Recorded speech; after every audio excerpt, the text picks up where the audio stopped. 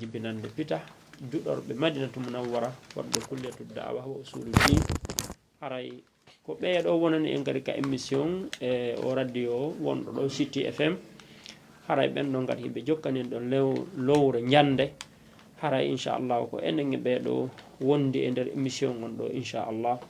haray no wowir noon émission on haray ko 10 heures ɗo haray woni ko fuɗɗi ko ɗo fuɗɗotoya ha 11 heures inchallah haray hiɗen yetta Allah subhanahu wa ta'ala oɗo hanaɗo yettede oɗo tagui ɗen waɗi en julɓe o suuɓi en o waɗi en ko ɓuuri moƴƴude mofte hiɗen juula e oɗo nelaɗo makko Muhammadin sallllahu alayhi wa sallam gandi juulugol e oɗo nelaɗo makko Muhammadin sallllahu alayhi wa sallam haray ko jeeya ɗum e ko yammira Allah subhanahu wa ta'ala on humpiti en o wi inna allaha wa malaikatahu yusalluna ala nabi ya ayyuha alladhina amanu sallu alayhi wa sallimu taslima o wi Allah e malaika e makko ɓen allahu subhanahu wa ta'ala on e malaika e makko ɓen hiɓe juula e oɗo nelaɗo ɓe juula e nelaɗon o wi ko ono yo gonɗinɓe juule faade e makko hattirde e juulugol juule faade oɗo nelaɗo hattirde e juulugol haray juulugol Allah subhanahu wa ta'ala e neɗɗo karmakoɓe hino mari ɗum konguɗi woɓɓe wi'i o rahmatuhu ko yurmedemo Allah subhanahu wa ta'ala ko yurme neɗɗo on karmakoɓe go wona Abu Aliya o inni ko sana'uhu fil mala'il ala haray karmakoɓe no tooli yeeso an so mi falji mi tori keɓe ara yoɓe falji tan haray kala nanɗo kadi miɗo falji miɗo toro yo falji tan haray komi ekkitoto ɗo woni ko ɗaɓɓugol gandal ngal mi woni mi hewtalta hokka hewteteɗon haray Abu Aliya oɗo o wi'i o inni sana'uhu fil mala'il a'la ko mantugol mo kanko jiyaɗo on ka dental towungal en andi suratu goo yani en faami ɗon wonde haray ɓeeɗo Allah subhanahu wa ta'ala manti si manti neɗɗo on haray juuli e makko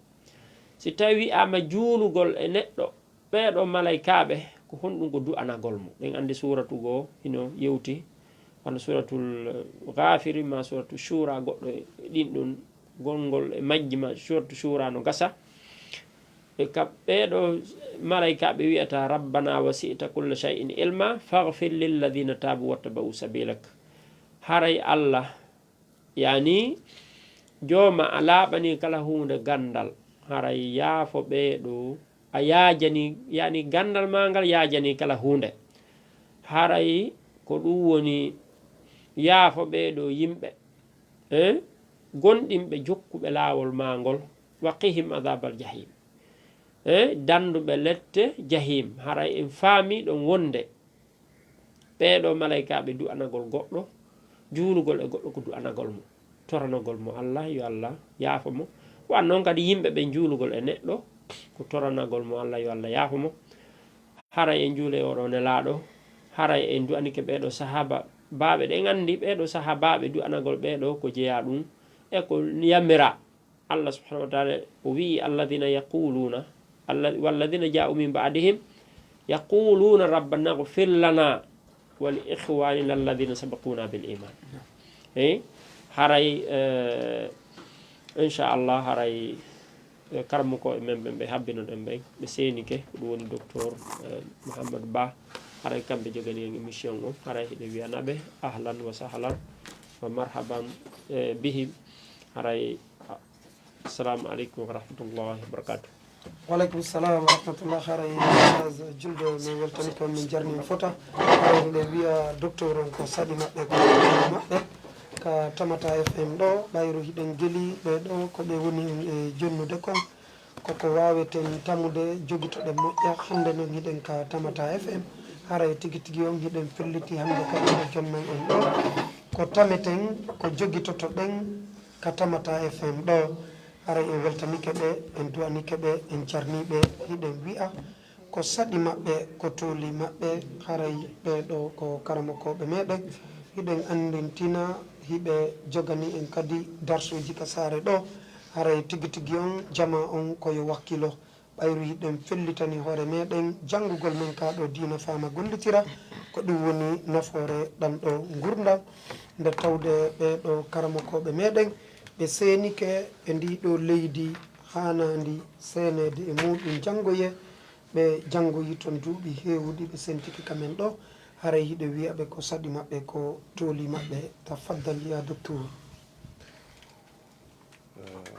الحمد لله رب العالمين والصلاة والسلام على أشرف الأنبياء والمرسلين نبينا محمد وعلى آله وصحبه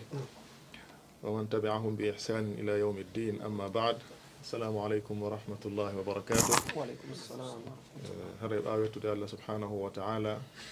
جولا إن لا صلى الله عليه وسلم دو أن صحابة بين جوك بهور كموجي الله بين مبة أري هنا جرنا جماعة دوفو wonɓe hettaden fewdo sa'i ɗo e radio meɗen barkinat ɗo tamata fm en toro yallah allah o longi en ko wondi e sawaba e yewtere meɗen inchallahu taala aray ɓay waktu on mutike en naatay e ko falle yewtude kon tout direct aray walali wo ko wiyete kon tamhidatiji eɗen andi likulli maqamin maqal ko ɗum woni arabu ɓe wi haray fewndare we no woodi ko hana yewtede e mu'um ka suumaye ko fi ñawoje suumaye ka hajju kono noon kadi e événement fewndiɗo o haray no woodi ko hana yewtede e makko ko ɗum waɗi haray fewndo ɗo hino woodi kadi ko hana yewtede e mu'um fi honɗum iɗen fewndini événement andaɗo kono haray ko événement tawɗo wona julɓe ɓen woni ko andiramo ko on ɗum woni ɗum ko fête de fin d'année mo wonɗen arde e mum ɗo en feƴƴi déjà 24 on iɗen arde 31 on iɗen andi noon wona fête men enen julɓe ɓen kono fayde sen daari enen julɓe ɓen en taway sen daari tarawuje ɗen fop ka rewɗa o ka rewɗa mande mum nden hino feeñi hayso ko julde donkima julde suumaye a yirata siwa ɗiɗo alamaji wondema no woodi ko fewndi siwa ɗum ɗo holli haray iɗen hani yewtude fi ɗum ɗo ɓangguine ko honɗum woni mawqif l'islam on e fi ɗum ɗo fiyo jama on wonu e ko tawata ko hentani ɗum wona ko faami e nduɗo mouradu ndu wonɗen e mu'um e haray ko fi ɗum ɗo yewteten hannde inchallah no raɓɓiɗiri bismillahi taala saabu haray no anda fewn ɗo karama koɓe mbuyno yewtude fi mu'um ka radio ji ɗo fof no ko ɗum waɗi haray si tawi fof no cukki hunde fewn ɗo haray mo kala ko tora ko nanu faama gollitira kadi saabu ko yewtere nde weli wo kone ɗuuɗi wo so tawi gollitiraka haray no yurmi ko wabalan wonanta nanuɗo on e faamuɗo on haray ka ɓangguel mo ƴettiwi nde ɗo toɓɓere ma nde ɗo yewtere en ɓanginayyi telen yoga e toɓɓe fi ko yowdiri e o eid ɗum ɗo haray no naati ka feetugol tawtugol e feetude ayadul mushrikin iidije tawaɓe wona gomɗiɓe ɓen wona julɓe ɓen iidije tawaɗe no yowodiri e findeji maɓɓe ɗin aray ko ɗum waɗi si ay en yewtiray ma en ɓanguiniray nde ɗo yewtere oɗo mawdu e nder yoga e toɓɓe inchallahu taala no raɓɓiɗiri ɓay haray waktu on e poodike ara nun ɗum andintingol wondema ka dina l'islam ko dina mahika ala l'ittiba wal inqiyad wa taa ko mahika e honɗum e ɗoftare e iwtirgol ɓaawo e honɗum woni e jokkugol ko ɗum woni haray ko ya wonu ɓaawo makka ya wonu ɓaawo allah subhanahu wa taala ɓaawo nulaɗon sallllahu alayhi wa sallam kala kaɓe innuma ya daroɗa ɗon kala ko ɓe wi ya waɗu waɗa ko ɗum ɗo woni wiyete attaatu wal inqiyad ko ɗum waɗi si l'islam on nde ɓe waɗa tarif dina kanko ɓe innatagal islam huwa l istislamu lillah wal inqiyadu lahu bi taa wal khulusu min ashirki wal bara'atu min ahlihi ko ɗum woni islam on ko jebbilanagol allah subhanahu wa taala ɗowranomo ɗoftagol mo woɗɗito kadi ko tawata wala ko tawata ko wiyete ko shirku ko kafindinagol allah subhanahu wa taala woɗɗito e yimɓe shirku ɓen haray daganta ko julɗo on ka waɗata kala hunde e hunde yo e piiji makko ɗin fof ɗo yo andu ko honɗum woni ko l'islam o ñaawi e mu'um ko honɗum woni ko l'islam o yamiri e mu'um ɗum ɗo ko ara nun ɗum ɗimmon ɗum ande wondema o annabijo mo allah subhanahu wa taala nuri e men ɗum ko mouhammad sallllahu alayhi wa sallam o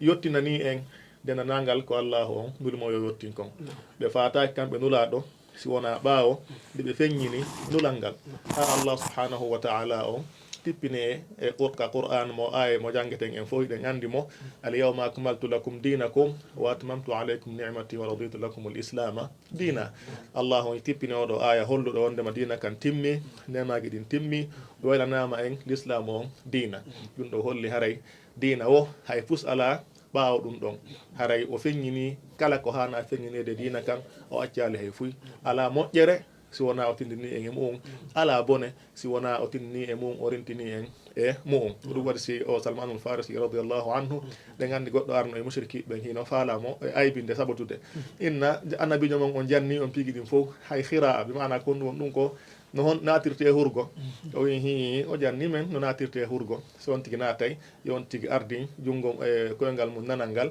nde on tigi no yalta ardina koyngal mum ñamal ngal ɗum ɗo fof ko tentingol honɗum hay koye détail o toso ko yowodirgol e natugol hurgo mo tindi mo ɓangenani en ɗum ɗon hara itti e sikke e piigi yowodirde e mawɗi ɗin aqida on fi ndenden ha hewti dewal ngal e dendanangal ñawde je l'islam o heddi ɗen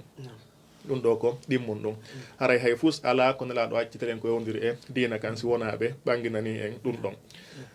tammum ɗum haray no jeeyano e ko ɓanginani en e mu'um yewtugol en fi ko yowdiri e ko wiyete ayat juldeje men ɗen iidije men enen julɓe ɓen ɗen andi nelaɗo men sallllahu alih w sallam ko ɓe feeri ɓe wi makka ɓe seeni madina ɓe tawno yimɓe madina ɓen hino mari balɗe ɗiɗi nde ɓe figata e mu'um ɓe landiɓe ko honɗum won ɗeɗo balɗe ɗe wonno e figude e mu'um ɓe wi kamɓe wonɓe madina ɓen kunna nadhabu fihima fil jahiliya kunna nalabu fihima fil jahiliya imana ko ñalaɗo ɗiɗɗe men wonno figude e mu'um fewno jahili majjereyanko ha hañ meɗen jokki men figude e ɗeɗo balɗe ɗiɗi nelaɗo sallllahu alih w sallam maki honɗum inna allaha qad abdalakum bihima khayran minhuma yawmul adha wa yawmal fitr nelaɗo maki sallllahu alayhi wa sallam allahu on dey remplace ni on wattitani on balɗe ɗiɗi ɓurɗe ɗeɗo ɗiɗɗe wonɗon e figude e mum kono ɗen no balɗe ɗiɗi ko yawum ñande donkin kañum e ñande julde suumaye on ɗum ɗo holli en haɗa ko on irije men enen gomɗimɓe men enen julɓe ɓen ko suumaye kañum e julde donkin haray anden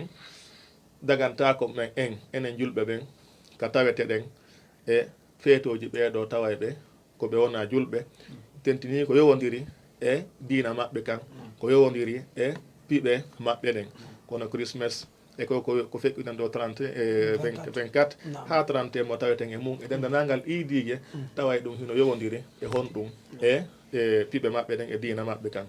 allah subhanahu wa taala on daali ko deftere makko teddude walladina la yashhaduna zour wa ida marru billahwi marru kirama oɗo aya no sifade homɓe ibadurrahman sifaji maɓɓe ɗin sifaji mantirɗiɓe ɗin homɓe woni ibadurrahman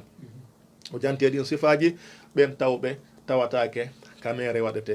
si ɓe rewi ka mere waɗete ɓe rewani ɗum hara koɓe tedduɓe ɓe mana ɓe tawatake e mum few haɗa karama ko ɓe buy wi'i jour on ɗo fandaɗo fenanden ɗo e mere on ɗo e oɗo aya walladina la yashhaduna zoura ɓen ɓe tawatake fenande wo ko ayadul mushrikin ko iidiji kañum mushrikina en tawa ɓe wona julɓe ɓen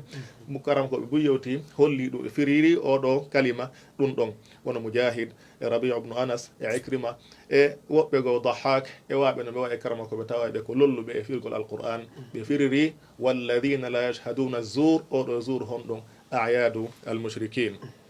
hara daren ɗo allah subhanahu wa taala mantiri ibadurrahman wondema ɓe tawatake feetoje iidije ɓe wona julɓe ɓen ɗum ɗon holli haray tawegol ɗum ɗon ko hunde tawayde hino ñiña saabu sino daguino harayno accitugol ɗum ɗon goɗɗo mantirtake accitugol hunde daguide hunde labade kono noon kadi o on hadis mo jantiɗen nane kanela sa sallam maki ɗo inna allaha qad abdalakum bihima hayran minhuma oɗo sen daari dalalatu lafdati abdala ibdal ko honɗum ko remplacegol wano wirten noon ko haala faransi wattitugol enen darayɓe ma darayɓe ballon e piiji goo si innama remplaçant kaari yalti kaari naati ɗen andi remplaçant jo on e joueur jo on e remplaçant ɗo wondataka nder terrain ton ko ɓe oya yalta si oya naata fija place makko on nelaɗo maki honɗum ɗo abdalakum allahuma wattitani on bihima ɗen bal ɗiɗi ɗeɓe tawnoɓe figude ɗe figa hen ɗum ko jahiliya hayran minhuma ko ɓuuri moƴƴude e majje on woni ɗen o idul fitri wa yawmul adha wa yawmul fitre ɗum ɗo holli haray moɓodirta iidije huwoferɓe ɓen kañum e iidije e julɓe ɓen haray nde tawno ɗum ɗo wattitama hande kadi ko wattita kon ko wattita ko hande kadi kafidatake e ko wattita kon no famora fi ka pular haray donc haray si tawi Allah wattiti haray hande kadi en dowa akkitude konko wattiti ɗon balɗe ɗe akkiten ɗe jokken konko wattani en konko addani en ɗum ko yawmul adha wa yawmul fitri ɗum ɗon haray koyen accu sabu nela sa koɓe holli en ko hayran minhuma ko ñalaɗe ɓurɗe moƴƴude den ɗo balɗe ɗiɗi hono noon kadi en andi nela sa sallam ñande ko goɗɗo arno ka maɓɓe o wiɓe himo anniyi nde o hirsata yoga e geloɗi mbi buwana nokkure wetende buwana nelaɗo landimo honɗum so tawi no toon sanamuɗo wono node rewede ka jahiliya ɓe wi o owoye nelaɗo maki est ce que hino toon ka ɓe waɗa eid moɓe wowi wadde kamɓe eidije mabɓe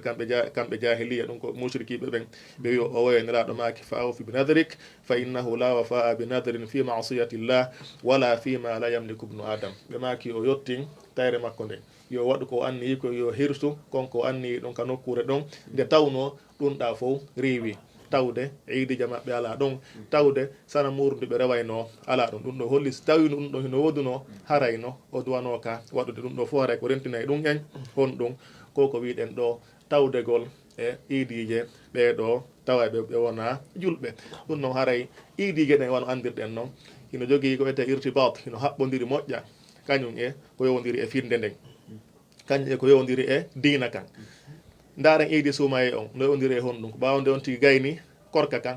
on tigi waɗa iidi suumaye on hajju on kadi ka donkinɗa ko ɓawde ɓe gayni hajju ɗeɗo dewe molnaɗe ɓe waɗanda iidi honno idul adha on ɗum ɗo fof Allah haray no holli konko ɗum ɗo haray hino yowodiri moƴƴa e diina kan ko on noon kadi ko heferaɓe nga ɗeɗo iidije fof hino hummodiri e diina mabɓe kanko ɗum waɗi haray hanana en enen ka tawde ɗen e ɗum ɗo la min qarib wala min baide ɗum ɗo fof haray koko karamokoɓe islam ɓen fof kadi fotti e muɗum wona ko wiyete kaariɓe wi'i no lurra kaariɓe no wi ɗum ɗo kaariɓe no wi ɗum ɗa ɗum ɗo karamokoɓe ɓen fof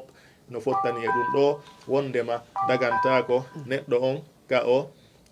tawete e iidije jahili yanko ɗum ɗo haray koko hanani en andande woni ko mawɓe woni ko sukaɓe woni ko suddiɓe woni ko duhiɓe haray hanana en ka félicité ɓe ɗum ɗo wiyenɓe ɗo bo nane ma sifa ko nande e muɗum ma jaɓen kadoji maɓɓe e oɗo munasaba ma hokko remɓe kadoji e muɗum ɗum ɗo fof haray naata e ko l'islam o yamiri ko bal islam o hino haɗi saabu kala ko waɗɗa ɗo haray ko ɗum woni a susiniɓe eko ɓe woni e mum kon encourage ɓe eko ɓe woni e mum kon a tawtiɓe eko woni e mum kon ɗum ɗo fof le haray ko naatu ɗum e min at-taawuni ala al ithmi wal udwan ɗum ɗo fof haray no hani kadi ɗo watta no yila o rento no wiruɗen noon al imam malik al imam shafii al imam ahmad ɓeɗo fof nassu ɓe wii ɓe holli wondema haray dagotako bal ɓe wi dagotako hay ka ɓe luwine mbaɗɗatere nden ñande e on ɗon munasaba iidi maɓɓe so tawi hara andama so ɓe luwi ɗum ɗon koɓe yaha ɓe gollitoroya fi ka iidi maɓɓe moɓe woni e waɗude on kono noon alimam malik al imam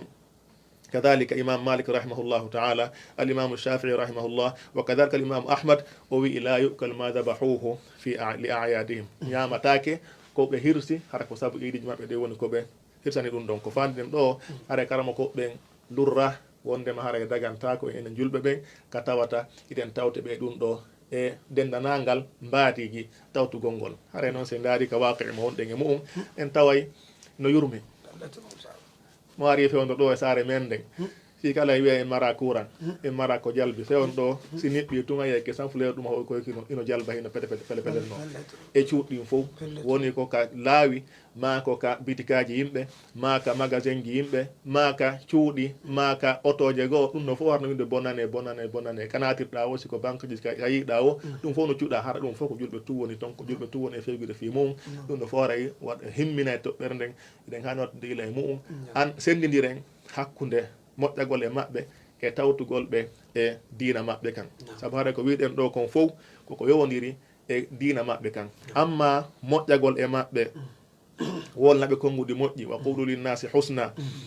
qul li ibadi yaqulu allati hiya ahsan wallahu yamiri en ka deftere makko teddude yo wola jama on konguɗi tedduɗi yo respectu jama on allahu no allah o wirno ko deftere makko teddude kadi ko yowdire huwodiral men enen e maɓɓe la yanhakum llahu an alladina lam yuqatilukum fi ddin wa lam yukhrijukum min diyarikum an tabarruhum wa tuqsitu ilayhim inna allaha yuhibbu lmuqsitin allahu haɗata en e ɓen tawɓe haɓali en e yimɓe tawaɓe ko heferaɓe ɓen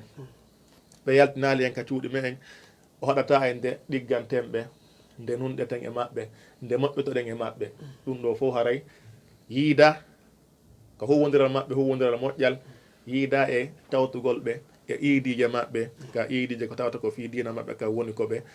woni e waɗande ɗum ɗon haray wona gotum wigol en ɗum ɗa tawa kaɓe tawte ɗum holla wondema en haɓuɓe yo en jokku yo en ɗuroɓe yo en waɗu ma lorrenɓe iide maɓɓe on kadi ko woni ko en acciduɓe yiide maɓɓe ɓe waɗa yiide maɓɓe no ɓe waɗirta noon wona ya lorduɓe e mu'um ma pesaɓe hay fus accituɓe e laawol maɓɓe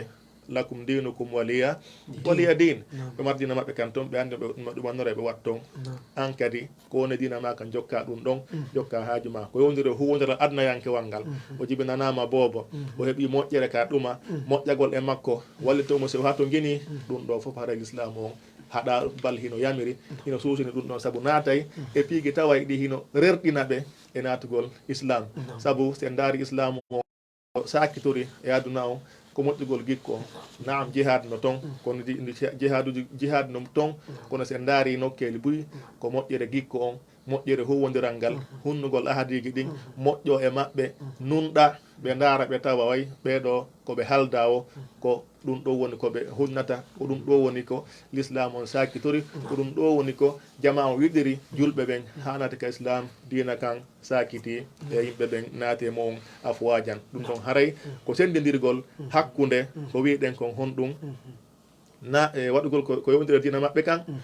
e huwodirgol e maɓɓe huwodiral tawayngal ko huwodiral moƴƴal ɗum ɗon haaray koye sendir faamen ɗum ɗon moƴƴa haray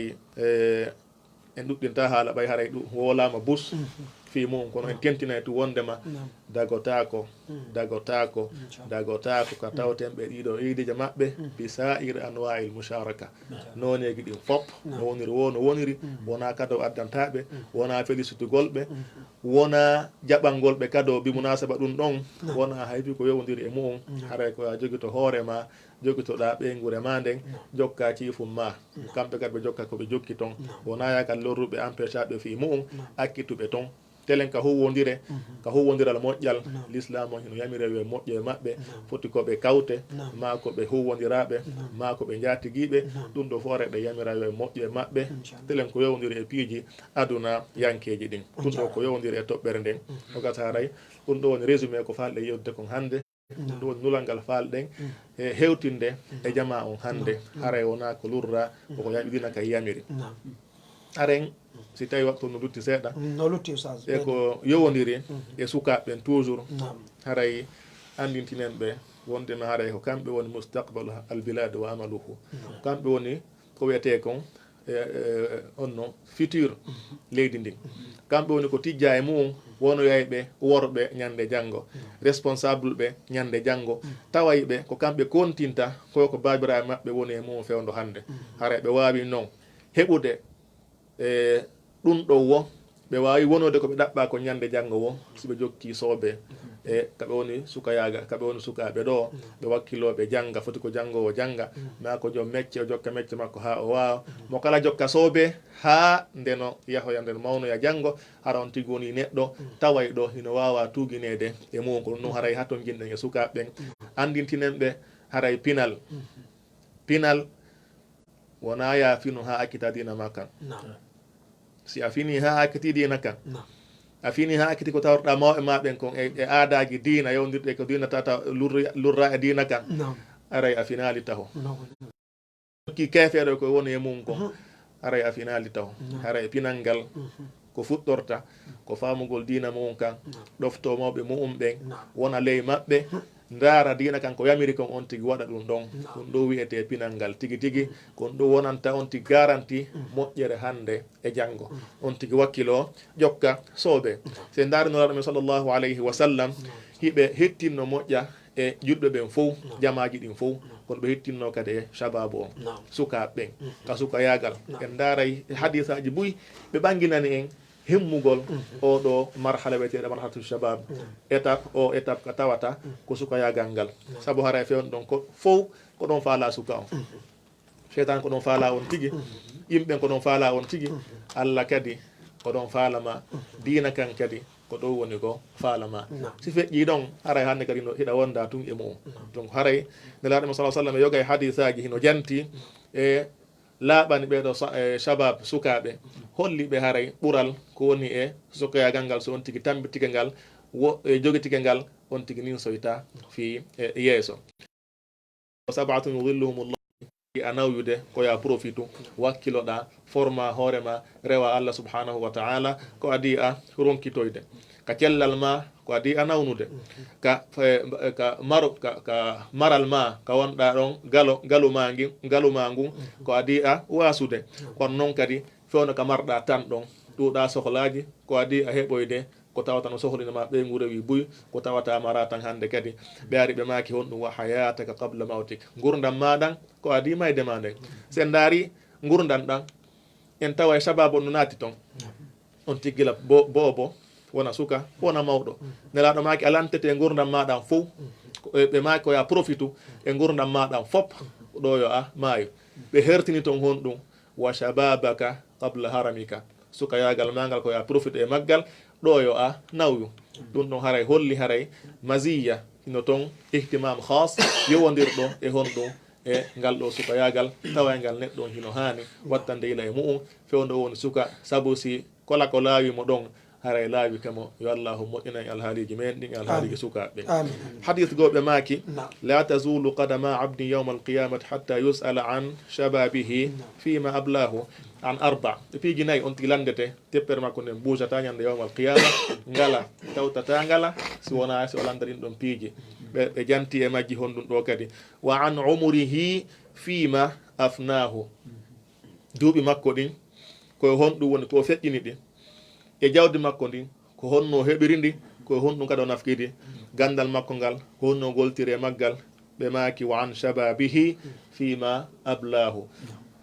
cukayagal makko ngal kadi ko honɗum woni ko o feƴƴini ngal en andi ɗo kadi ko umrihi fima afnahu ko honɗum o feƴƴini gurdam makko ɗan no naati ɗum sukayagal ngal fof gila o woni paykum ha o gila o helli fa no naati e mum saabu ara ka on tigui helli fa lantete fi ko yowdiri e gurdam mum ɗan e golleji mum ɗi donc sukayagal ngal ɓe hertini ngal toon kadi wa an shababihi fima ablahu donc kadi ko honɗum koye honɗum o feƴƴini sukayagal makko ngal ɗum ɗo kadi haray ko lantete ɗo fi ɗum ɗo en dareɗa umrihi duuɓi makko ɗin fof e shababi sukayagal makko ngal ɗa kadi hayati gurdam makko ɗan fof shababi ka ɗon kadi e sukayagal makko ɗum ɗo fof no holli haray sukayagal ngal ko marhala hittuɗo watta on tigui tewto cheytan ko ɗon yani tuɗanta on tigui ɗe gandi allahu holli e wondema ko o kanko cheytan ko o gañom en ɓanguɗo o aduwu mubin ballo yahi ha o wondi wondema o ardana en cenɗe ɗen fof nano e ñaamo ley o accata en yetten Allah o accata rewen Allah o bonna e hakkude men e Allah ɗum ɗo fof kanko huuɗi no laaɓani en pos haray wota en tewto o ɗo ha wonen sago makko o bonna en adna men o bonnana en lahara men wattane ila mouradu moƴƴuru surtout wiyay ɓe keccum fijay en ɗoya keccum fijay sa wonde keccum no marno garanti wondema wuure ha ɓendoya wonoya mawɗo ara en fijayno on ɗamar garanti fof no mayde hay goto anda honɗum sa woni e mayde hara sukaɓe ɓen en wattan en laaɓanaɓe reedu koɓe ɓiɓɓe men koɓe siɓɓe men koɓe miññiraɓe men koɓe kotiraɓe men wiyen haray ɓe watta ila mouradu moƴƴuru anden cheytan no jokki en ha fi men bona fi adna men bona fi lahara men bona hakkude men e Allah bona haray no jeeya e mum ko huɗanta en koye piihoy ko wonɗen wadde ɗo wattane ila mouradu moƴƴuru haray anden haray ha mo kala e men landitoyte sukayagal ngal ko honto feƴƴini ngal tawti gurdam makko ɗan ɗaya fof ko honɗum o feƴƴini ɗo fora en holla en hitti enen sukaɓen wattane ila mouradu moƴƴuru yo allahu moƴƴin alhaaliji men ɗin haray si tawi kadi no lutti seeɗa nam on jarama fota docteur haray min weltani ko yo allahu subahanahu wa taala yoɓon ko ɓuure moƴƴude joddi haray min weltani ko min jarni on moƴƴa haray tigui tigui on honno ɗo honno hatta si tawi no woodi ko falɗon men kadi ɓeydande ɗon hara juutata panndi ɓeyda noon en ɓayru tigi tigi on ma ko mon on jama on no naftorde moƴƴa gaawo ka yaasi o haray accanoyen men seeɗa kesiyon jika woɓɓe goo landoy to on ɓe ɓeyda faamude programme o moƴƴa inchallah haray musidɓe men ɓen kadi hiɓe sivude on par ka laawol kisal haray hiɓe weltani on jarni on fota haray tigi tigi on o weltanama on jarnama haray meɗen wiya on yon ɓeydan men inchallah machallah haray ko adi kon tan werni e teddini jama on kadi kaga laawol kisal ɗo haray jasahumullahu heyran wa ahlan bihim wa sahlan ko ɓeyten ɗo ko seeɗani ɓay en wasike sababu on sukaɓe ɓen wasi oɗen kadi mawɓe ɓen wasi oto ɗen ɓe koɓe watta yiile e sukaɓe ɓen saabu suka on gila woni paykum ko ɗon woni ne aade o holle laawol tigui tigui wongol ndemo wona suka o mawno heɓa hakkil tawa himo jogui déjà ko o chemin mo jokki laawol ngol o jokki kono so tawi o hollaka hay fuy akkitirama ni haray ɗum ɗon ɗi en andu haray enen mawɓe ɓen kadi en yaltoyta ɗon sukaɓe ɓen hande sukaɓe ɓen hande jamandugum boni hunde kaari boni hombo bonni ngo sukaɓe ɓen kañum addi hoore mum kaduna ala sukajo sina koye suudu o yalti nene baba mo jogui woni ɗon ɓikkum o muyninama ɗon ha o entama ha o fewndika o fewndi ɗo inna sukaɓe boni ko honɗum waɗɗa waɗanɗa suka ma on fi o feewo haray wattanila muradu moƴƴuru muraɗu masal Allah subhanahu wa ta'ala ko wi en ko honɗum ya alladina amanu qu anfusakum wa ahlikum nara dande wonkiji mon ɗin dandon kadi ɓeygureji mon ɗin natugol yiite kombo wiya ɗum ko mawɓen nela sa sallam ɓe maki kullukum ra'in wa kullukum mas'ulun an ra'iyatihi en fop ko en ayninaɓe koye responsable ɓe mo kala kadi ko lanteteɗo e kon ko aynina ɗon ɓe janti ka gorko ko o landete ko o ra'in fi ahli baytihi ka ɓeygurema ko a ngay ayninaɗo ko a responsable ko a lanteteɗo kadi e kon e nden ɓeygure ɗon haray wattane ila muradu moƴƴuru wona e jottuginde jamanugum boni ande so jamanugum boni haray en tawa ko bonni jamanugum saabu haray sukaɓe ɓe encadre ɓe gila on tigui woni paykum ko noon on tigi woni e hollirtamo gila fuɗɗi laɓɓinde yewtere oɗon hollatamo ɗum no boni ɗum no moƴƴi ndemo yaa ha ono e suka ka hakkille makko fewndi fewno ɗo hara woni neɗɗo anduɗo ko boni woni koko moƴƴi anduɗo ɗoftagol Allah ɗofto nulaɗo ɗofto mawɓe anda ko dina ka yamiri kon sa waɗi noon sukaɓe on fof wonay ne'aɓe tawa ɓe hakkitiraka ni so hakkitiri ni e wi jamanugum boni anditen haray koye mas'uluna koye lantotoɓe yeeso Allah subhanahu wa ta'ala ko lanteteɓe fiiɗi ɓeygureji me en si tawi hara ɗi feewi si tawi ɗi feewali e yaltata e mum enen mawɓe fayɓe ɓen on jarama fota haray mi weltanike on docteur haray tigui tigui on mi weltanike on moƴƴa haray miɗo reeni guecce ɗen no ɓurti weltade e karama koɓe wonɓe gaaɓe haray ɗe wondi ga kadi e oustage mouhamadou al amin kay tunte ba haray kamɓe kadi hawnaki no gasa hi no woodi koɓe faalete ɓeydutude ɗon haray yiɗen jonnude ɓe ma ko on ber ko raɓɓiɗi haray jonniten auditeur ɓe ɓen ɓe nodda ɓe ɓeyda humpitade inchallah namasa alhamdulillahi rabbil alamin وصلي وسلم على أشرف الأنبياء والمرسلين نبينا وحبيبنا وطب الفؤاد محمد رسول الله وعلى من سلك إلى طريق إلى يوم الدين مسب جلب من جرني ما يولتنك مراد مؤجر من يوم السلام عليكم ورحمة الله تعالى وبركاته أراي مسب جلب ɗo kan nde yewtere ɗo ko ɓurtugol tun jama yo ɓurtu wattande yiili nana ɗi makuji ɗo nana ka ɗum ɗo iwri ɗon weltano Allah weltano hoore mum kala heɗiɗo ɗum ɗo hana heɗede ko ɗum ɗo yimɓe ɓen hani famude ɗum ɗo noon ko waaju molanaɗo hakkude jama on e leydi men ndi tenti ka leydi men ɗo ay ko wonɗa ɗon ko ɗon yewtata ko ɗon taw a fuɗɗora e hoore ma taw si ha ka yaasi ɗo ko wona yewtede kon ellaji men ɗi ko bonnanoyta e janggo kon ko ɗum ɗon ɓe sifi ko yerreno ɓe yewti en iidije ɗen ɓe makani en ko ɗiɗi yo julɓe ɓen jogo ɗum ko ɗiɗi ɓe makani en ɓeya iidije maɓɓe ɗen ɓe tawtata en kamɓe ɓe tawtata en ka iidije maɓɓe ko noon kadi yirɗen ɓe ala e tawtude e noon kadi yiruɗen ɓe ala e tawtude si ɓe wolanama ɓe jaɓi enen kadi si tawi julɓe ɓe wolanama ɓe watta yiili wata ɓe tawtu ko woni e feƴƴude kon fof e laawi ɗi no ɓe makiri noon kañum e tumbodire ɗen e jemma e sera ɗi baruji ko woni e yawtude e laawi e nambaraji accident ji e yarobere e boneji sa nda wattani yile ɗum ɗon fappa ndara e tawa koɓe tawa kaka dina maɓɓe kam woni nene mum e bemmu ɗum ɗo noon ɓe makani en ɗum ɗo ko reno wata ukkoton on jarama yo allah walanɗo goto on yoɗɓe ko ɓuuri e moƴƴude kono noon ɓe waji ke en fi sukaɓe suka si tawi woni jaɓi o heɗitike ɗum ɗo o jokki o malama so wuuri e hoore ɗum ɗo haray aduna makko moƴƴi si o seeli ɗo o heɗaki o perdi yo allah dandu en ɗum mawɓe ɓen ɓe makani en ko mawɓe ɓen woni doole sukaɓe mawɓe hollata sukaɓe lawol saabu sa yiiɗi lekkolji no waɗede e leydi ndi ino waɗede gila ɗo on groupe arano on ɓeɗo on ni no janngude ɗo duuɓi 3 4 ɓeeɗa no jangga si feƴƴi ɗon ɓaɓe yaha ha université ɓe gayna ɗum ɗo fof ko fii yo yimɓe ɓe ne'o kono ko needi l'islamu ndi dey wona sifa lekkolji ɗi wona ɗe waɗede kamin leydi ɗo ni ɗum hara no waɗa sengo l'islam on no buga to yimɓe watta yiile dina kanko jogirte jogore ñiiƴe ɗen haray wona ɗuɗɗingol fes koɓe maaki ko ko yimɓe watta yiile ɗum ɗo ɓe jogo ɗum ɗo ko ɗum ɗo nafata en aduna e lahara haray en torike e weltanike ɓe mouradu moƴƴu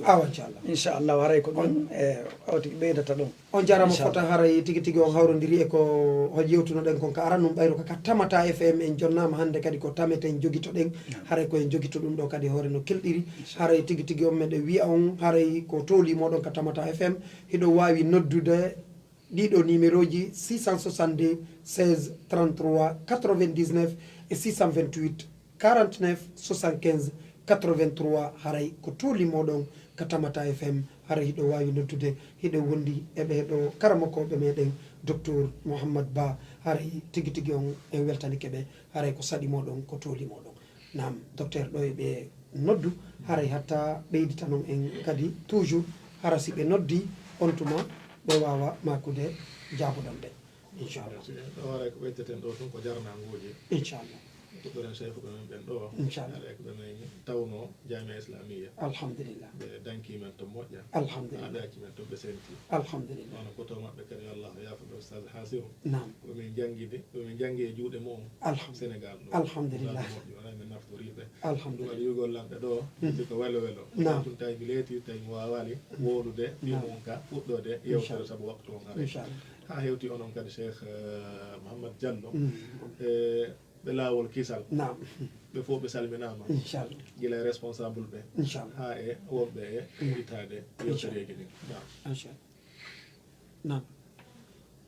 aw nam aray ko tolimoɗon ɗo wawi makude inchallah waleykum salam wa rahmatullahi ko homɓe wonɓe on to nam ko tolimoɗon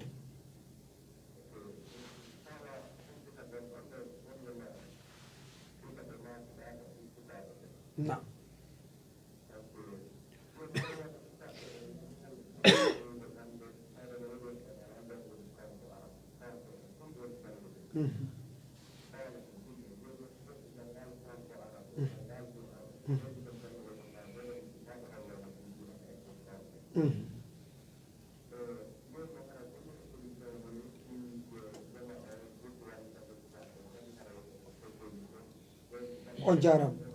on jarama landal mo ngal faamike haray docteur on nani koɓe makki o nam aray so hay no makirɗon noon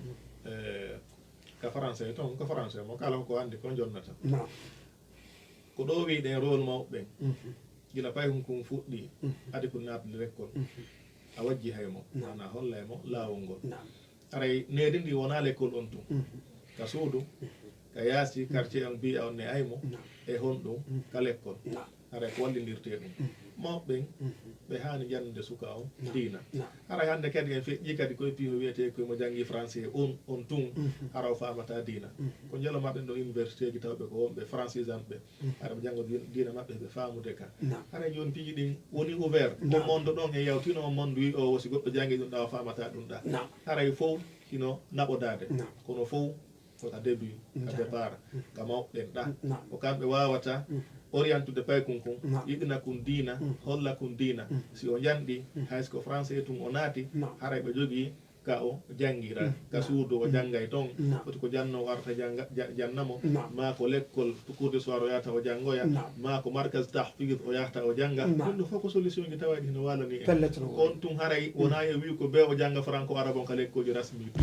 o wa janngude ka lekkol français o jannga o hetto wajuji ga o jannga e darsuji go'o kikiɗeji ma o sa jannamo ka suudu haray ɗen hattogini e sukaɓe ɓen e ɗumaji ɗin fof piigi spécialisé ji ɗin fof bimana ɗen hattogini ka diina ɗen hattogini ka aduna kadi ɗen hattogini e sukaɓe jannguɓe français janggi économie janggi piiji ko janggete kon toon fof hara ɓe faami diina maɓɓe kan ɓe wawa gollirde golle maɓɓe ɗen wonoɓe haniri gollirde noon kono fof mum oko départ ga woni e fuɗɗade on tikko e wakkilo jetta responsabilité mum on ilata mawɓe ka suudu on jarama docteur haray mi weltani kam fota haray ɓe honno hiɗe weltani ɓeɗo journaliste ɓe meɗen weltani jooma radio on ha e golloɓe ɓe fof maɓɓe ga ɓe signali e wondema minute aji ɗin ko seeɗani luttirɗen ɓay noon ɗo haray tan on no raɓɓiɗi docteur so tawi wonata ella okko jama on numéro mon on hara ɓe wawoye noddude ɓe ɓeyda faltade